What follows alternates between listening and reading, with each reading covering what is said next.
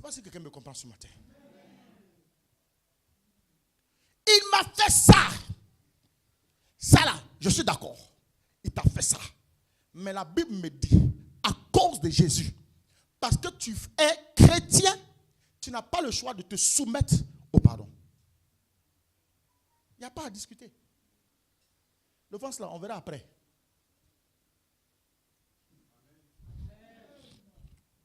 Est-ce que je parle un peu plus ce matin? Alléluia. Frère, on va être plus précis. Allons dans Matthieu 6, 14. Parce que je n'ai pas assez de temps. Matthieu 6, 14. Nous allons comprendre une vérité. Matthieu 6 à partir du verset Oui. 14. Oui, voilà, c'est bon. Yes. Si vous pardonnez aux hommes leurs offenses, votre Père céleste vous pardonnera aussi. Vous avez compris maintenant? L'offense est là, non? Mais on nous demande de pardonner. Est-ce que pour autant, on n'a pas parlé de l'offense? L'offense, c'est l'insulte. Nous allons prendre dans la Bible un exemple. On prend le cas de Absalom. Amen, amen. Absalom se lève contre son propre père parce qu'en Israël, il y avait une loi qui dit quand un frère va avec sa soeur, normalement ce frère-là, il est répudié, il est éloigné d'Israël. On le chasse. Son père savait ça, il n'a pas fait. Donc, regarde, voilà la raison qui va amener Absalom à se lever contre son propre père. C'est l'offense. C'est lui ce qu'il a trouvé comme raison pour se lever. Et maintenant, il y a eu des éléments qui sont rentrés en lui que nous allons voir tout à l'heure. C'est-à-dire la rancœur, la colère. Et si vous voyez un peu, l'orgueil est rentré, la vengeance est rentrée. Tout ça là, je vais vous expliquer tout à l'heure pourquoi est-ce que nos vies sont bloquées. Parce que vous croyez que, ou bien dans l'ensemble, le chrétien pense que Dieu ne sait pas ce qu'il vit ou bien ce qu'il pense réellement. Amen, amen. Le dimanche dernier, je vous parlais des cœurs. Les 4 types de cœurs dans l'église. Frère, c'est la réalité. C'est de l'abondance du cœur que la bouche parle. Amen, hein? Quand la Bible dit que la bouche parle, c'est quoi? Le résultat que nous devons obtenir de toi, c'est réussite. Si quelque chose ne va pas dans ta vie, nous on s'interroge. Ce n'est pas ailleurs que dans ton cœur. Parce que la Bible que nous étudions, que nous prêchons tous les jours, Dieu que nous servons là, c'est un Dieu qui bénit.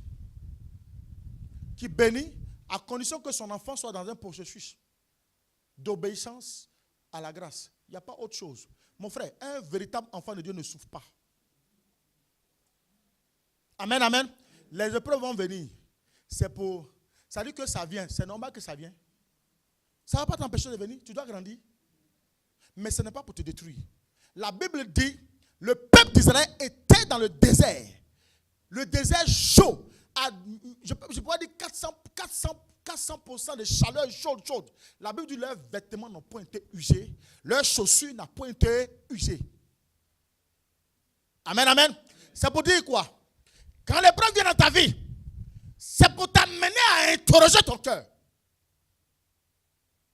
L'état de ton cœur, il y a forcément des brins d'attitude, de comportement, de paroles qui sont sorties et qui ont été pour toi par rapport à l'autre, des offenses qui t'ont amené à emmagasiner. Et finalement, ton cœur est devenu une ardoise d'offenses où tu as tout mis dedans. Et à chaque fois, tu sors un. Une occasion, tu sors deux. Trois occasions, tu sors trois. Tu sors. Mon enfant, tu sors. Mais dis-moi, Dieu a dit ton cœur doit faire 1 kilo. Toi, tu mets une ardoise dessus. Et puis finalement, ça fait 5 kilos. Et après, tu te plains de maladie.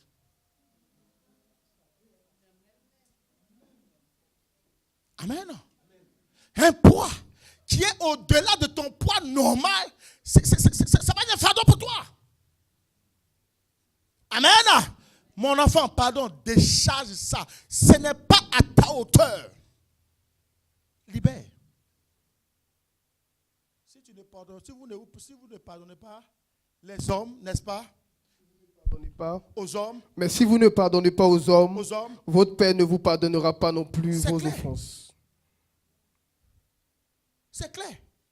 Si vous ne pardonnez pas, n'espérez pas que votre Père... Parce que, regardez, Tout ce que vous allez lire dans le fait du pardon, qui ont un trait au pardon, c'est un lien avec Dieu. Amen. Mais Jésus nous donne l'exemple. Et nous refusons de pardonner. Nous vivons dans la même église, les mêmes frères, les mêmes sœurs. Frères, je vous en prie. Je vous en prie. Je vous en prie.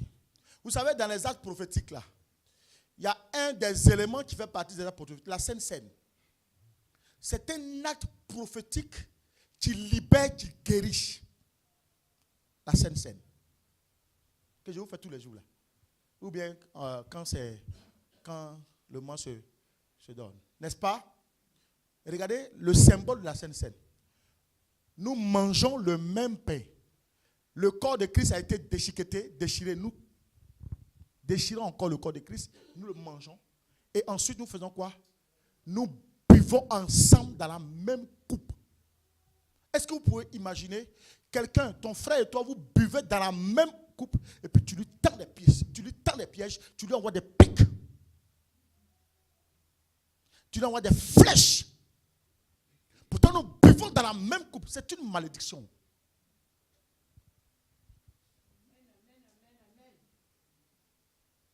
Est-ce que quelqu'un peut imaginer ça? C'est comme je prends un exemple. Tu vis dans la même maison avec ta femme. Tu vis avec elle. Elle prépare, tu manges. Le soir, vous allez au lit, c'est ta femme. N'est-ce pas? Quand tu as mal à la tête, la première personne à voir, c'est elle. C'est elle qui va informer de l'état de ta santé à ta famille. Maintenant, le jour où elle fait l'erreur, tu prends ton téléphone, tu informes ta famille. Comment on appelle ça?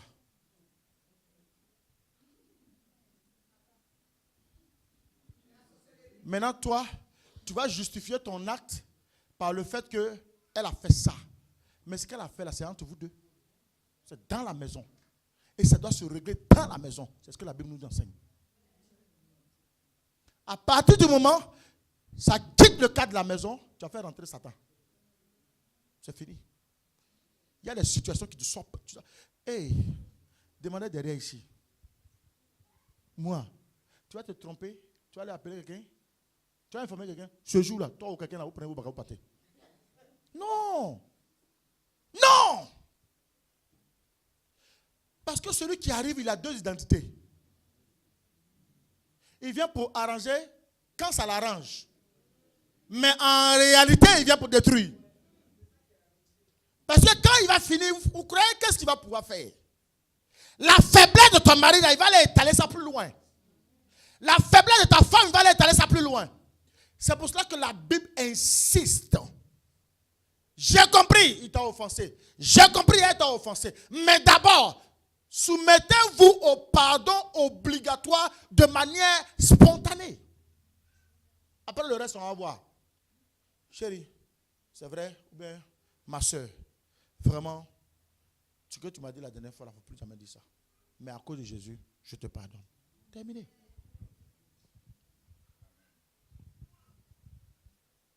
Alléluia.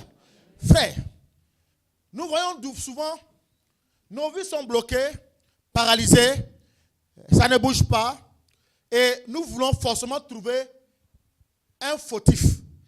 Quelqu'un sur qui nous allons déverser nos propres besognes. Ces personnes que, dans un premier temps, notre propre cœur. Fais d'abord ta part. Est-ce que tu as fait? Quand tu auras fait ta part, maintenant, on peut évaluer les responsabilités. Alléluia. Nous devions pardonner parce que Dieu nous a pardonné. Lui, il nous a pardonné. On se voit dans la maison, fou, on se dépasse. On se voit dans l'église, fou, on se dépasse. Quand l'autre est aux toilettes, bon, comme c'est avec celle que tu as en opposition, qui est dedans, si elle doit sortir, tu fais comme ça. Ça, c'est l'église. On est assis là et on aspire à la bénédiction de Dieu. Tu n'auras rien, mon frère. Tant que tu n'as pas solutionné ça là. Et puis, c'est simple. Alléluia. Amen, amen. Le temps là, mais Dieu va faire. Je vais aller à l'essentiel. Alléluia. Je vous en prie. Je vous en prie.